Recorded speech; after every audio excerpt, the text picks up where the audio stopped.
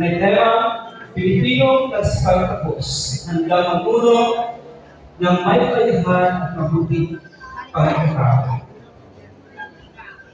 Ang pagkilala ko ay hindi lamang tungkol sa detalya ang sertipiko na matatanggap. Ito ay simbolo ng iyong katatagan at implikasyon sa kanila ng mga kamot bilang mga estudyante. Sa bawat pag-aaral, narito sa mga magulang na walang sawas na suporta sa mga pulot nagsisilbing gabay, ang araw na ito ay para sa inyong lahat. Ang inyong presensya ay nagbibigay ng kulay at saysay sa ating selebrasyon. Kaya naman, bago tayo patuloy sa pag-abot ng mga parangal, kuralan natin buksan ang pintuan, pasasalamat at inspirasyon. Upang magbigay ng namin saya at pagmalabuksan ang aming programa, tawagan natin sa itaglagaw ang ating kagalang kawasin ng guro, Dr. Bernie P. Nazareno, para sa pagtunggal ng pananalita. Sinubukan po namin siya sa bawat ng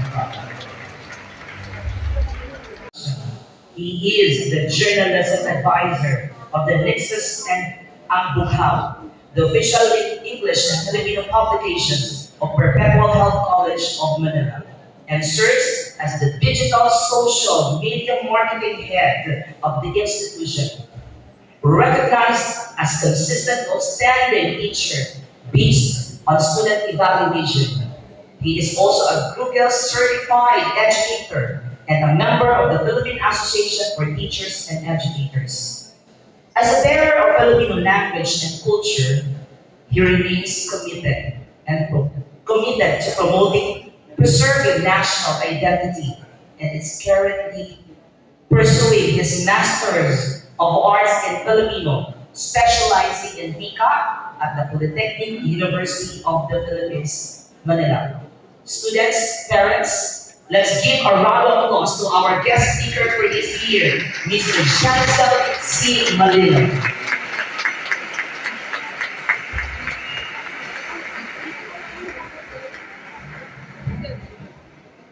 Hi!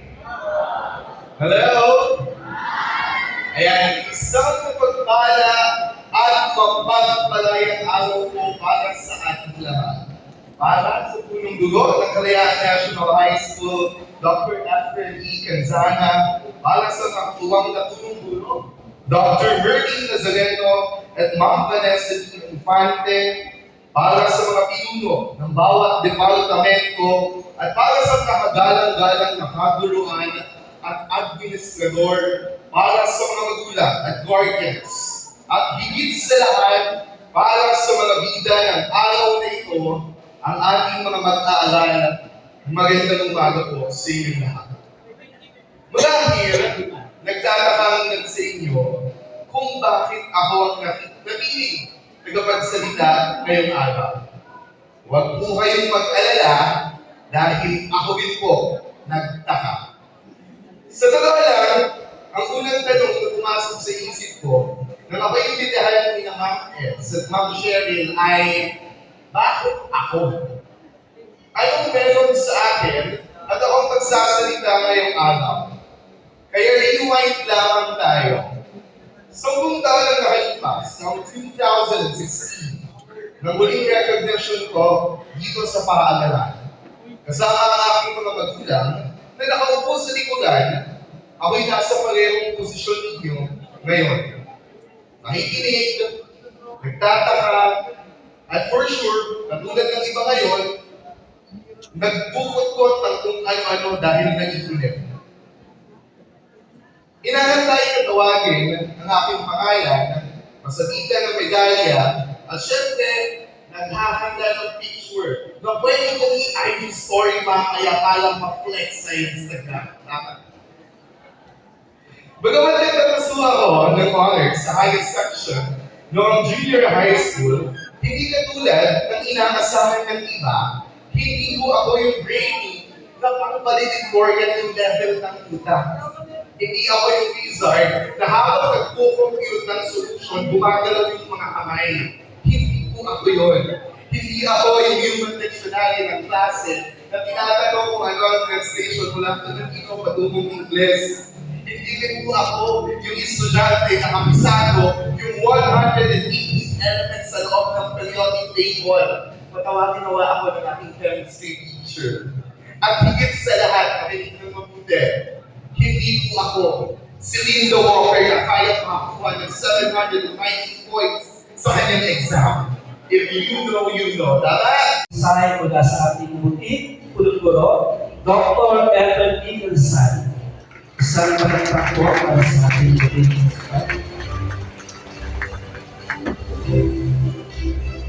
Maalam na pagbahagi po ang pinararating ko sa lahat, sa ating mga magulang, sa ating pararalan, sa ating panawing pandangan, sa dalawang assistant principal, sa SGPA president, sa department heads, at sa subject group heads, at sa coordinators, at sa lahat ng teaching and teaching staff ng Calayan National High School.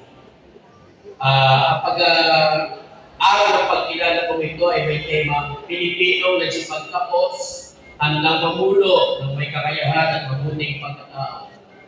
Sa galing at husay po ng mga guro natin ay nahasa nila ang ilandaan nating mga mag-aaral upang kilalanin ngayon. At sa paghahasa po nila ngayon, naniniwala ako na itong mga kabataan natin ito ay handa na mamulo ng may kakayahan at mabuting pagkatao. Nawa po, patuloy namin silang gabayan hanggang sa kanilang paglaki, hanggang sa kanilang pagtanda.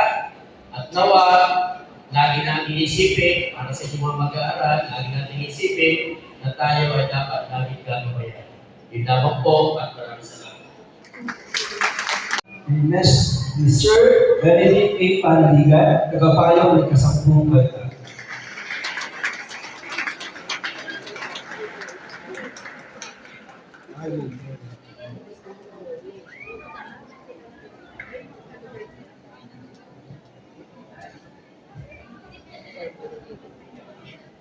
Good morning, everyone.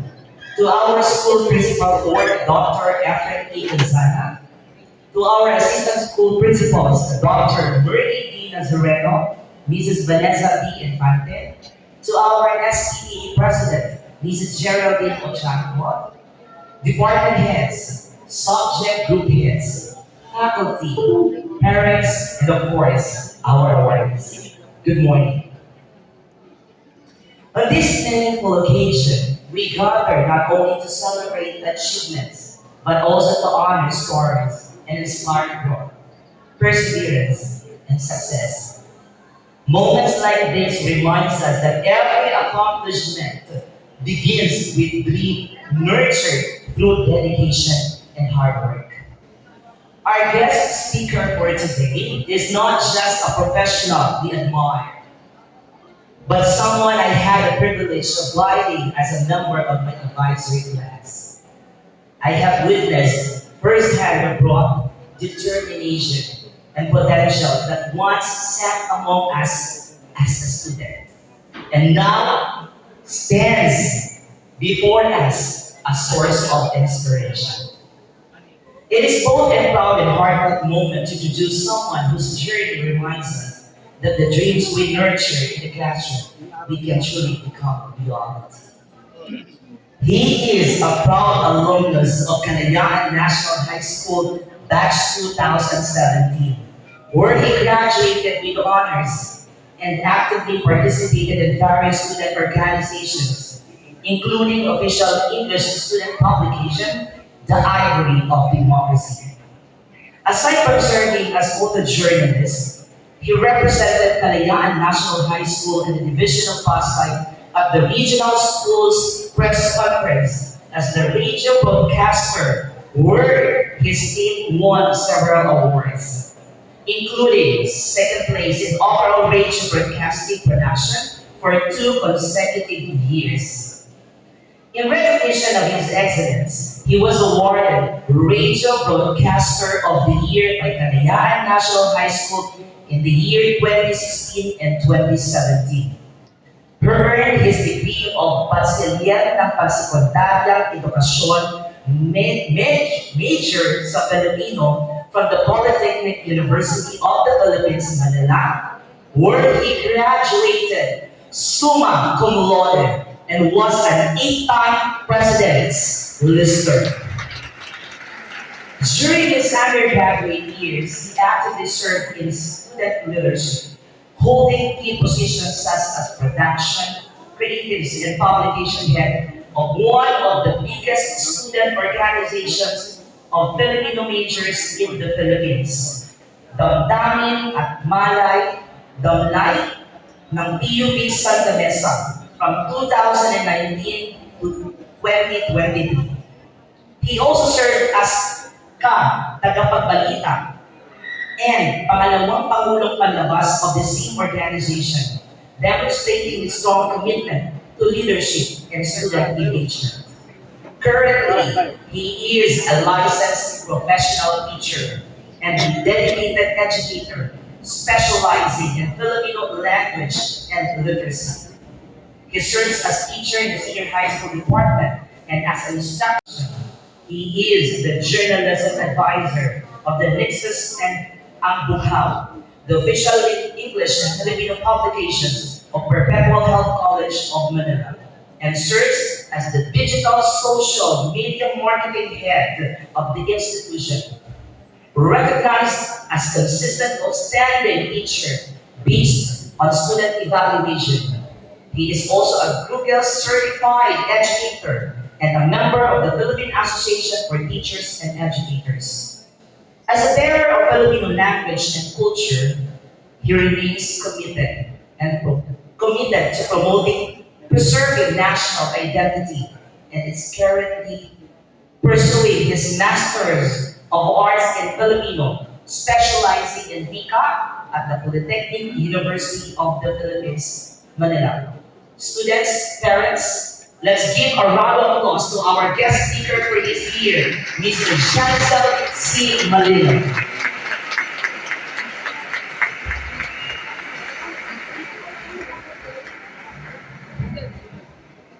Hi! Hello! Ayan, isang mapagpala at mapagpalayang araw po para sa ating lahat. Para sa punong dugo ng Kalayaan National High School, Dr. Efren E. Canzana, para sa nakatuwang na punong guro, Dr. Merlin Nazareno at Ma'am Vanessa D. Infante, para sa mga pinuno ng bawat departamento at para sa nakagalang-galang na kaguluhan at administrador, para sa mga magulang at guardians, at higit sa lahat, para sa mga bida ng araw na ito, ang ating mga mag-aaral, magandang umaga po sa inyong lahat. Marahil, nagtatakang sa inyo kung bakit ako ang napiling tagapagsalita ngayong araw. Huwag po kayong mag-alala dahil ako din po nagtaka.